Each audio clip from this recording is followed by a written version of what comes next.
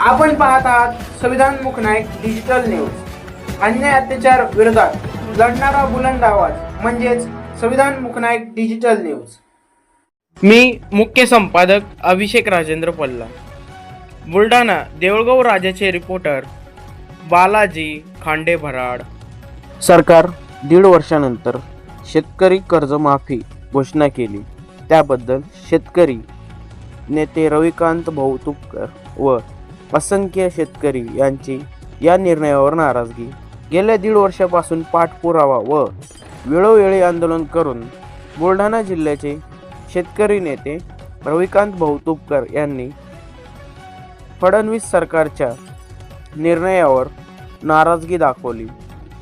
सरकारने 2 लाखाच्या आत कर्जमाफी करून असा आदेश केला, परंतु याआधी ठाकरे सरकारने 2018 ते 2019 साली महात्मा फुले कर्जमाफी योजना लागू केली होती। याआधी कधीही फडणवीस सरकारने शेतकऱ्यांना कर्जमाफीचा दिलासा दिला नव्हता।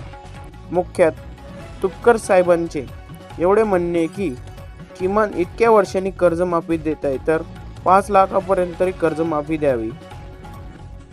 राज्य सरकारनं आज कर्जमाफीची घोषणा केली, परंतु या घोषणेनं आम्ही समाधानी नाहीये। मुळामध्ये विधानसभा होऊन 1.5 वर्ष झाले, 1.5 वर्षानंतर कर्जमाफीची घोषणा होते। ते शेतकरी आंदोलनाच्या रेट्यामुळे ही कर्जमाफीची घोषणा सरकारला करावी लागली आणि 2 लाखापर्यंतचीच कर्जमाफी आम्ही करू असा निर्णय मुख्यमंत्र्यांनी आज विधानसभेच्या सभागृहामध्ये जाहीर केला। आमचं म्हणणं आहे की किमान 5 लाखापर्यंतच्या शेतकऱ्यांचं कर्ज माफ व्हायला पाहिजे आणि कुठलेही जाचक अटी आणि निकष त्यात नको, सरसकट कर्जमुक्ती झाली पाहिजे अशी आम्हा सगळ्या शेतकऱ्यांची मागणी आहे आणि त्यामध्ये कुठल्याही अटी शर्तीविना ही कर्जमाफी झाली पाहिजे अशी आमची मागणी आहे। आणि इथून पुढे सोयाबीनला उत्पादन खर्चावर आधारित भाव, कापसाला उत्पादन खर्चावर आधारित भाव, इतर शेती पिकांना उत्पादन खर्चावर आधारित भाव जर दिला तर पुन्हा कर्जमाफी मागण्याची वेळ येणार नाही। पण वारंवार जर सरकार सोयाबीन आणि कापसाच्या भावावर दरोडा टाकणार असेल तर पुन्हा पुन्हा कर्जमाफीची मागणी करावी लागेल। हे फक्त एक सलाईन आहे, याच्यातून शेतकरी खूप मोठा उभा राहील असं नाही आणि रेग्युलर कर्ज भरणाऱ्यांना किमान 1 लाख रुपये त्या ठिकाणी अनुदान जाहीर करायला पाहिजे होतं अशी आमची मागणी आहे। आजच्या कर्जमाफीच्या निर्णयामध्ये आम्ही पूर्णपणे समाधानी नाही।